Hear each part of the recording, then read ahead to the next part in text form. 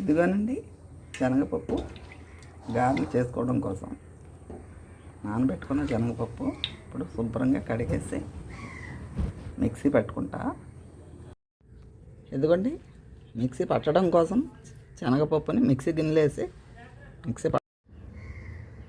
ఇదిగోండి శనగపప్పు రుబ్బుకుని పెట్టుకున్నాం కదా గారెల కోసం. ఇప్పుడు కొత్తిమీర వేసాను కొద్దిగా. ఇప్పుడు కోసి పెట్టుకున్న అల్లం ముక్కలు, పచ్చిమిరపకాయ ముక్కలు, ఉల్లిపాయ ముక్కలు వేస్తున్నాను. తర్వాత కొద్దిగా జీలకర్ర వేస్తున్నాను. ఇది ఫ్రిడ్జ్లోనే ఎండిపోయిందండి. కరివేపాకు వేస్తున్నాను.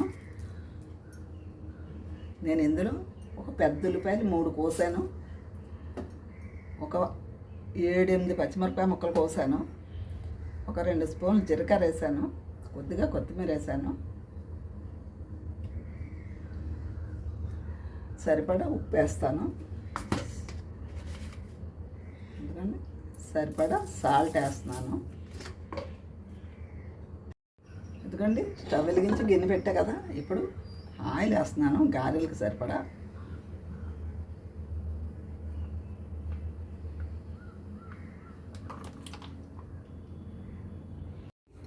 ఎందుకనండి ఉల్లిపాయ ముక్కలు, పచ్చిమిరపకాయ ముక్కలు వేసుకొని కలుపుకొని పెట్టుకున్నాం కదా. జీలకర్ర, కరివేపాకు, అల్లం అన్నీ వేసి కలుపుకొని పెట్టుకున్నది.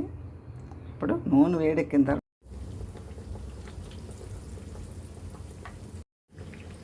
ఎందుకండి గారెలు ఎగిపోయాయి కదా, ఇప్పుడు తీసేస్తున్నాను నేను.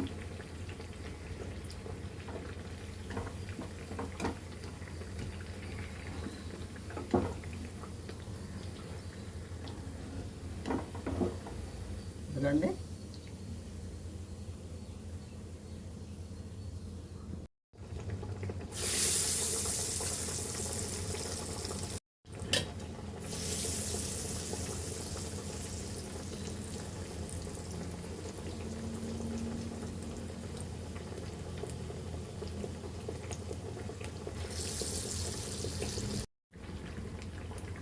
ఇదిగోండి వేగిపోయాయి కదా గారెలు, తీసేస్తున్నాను.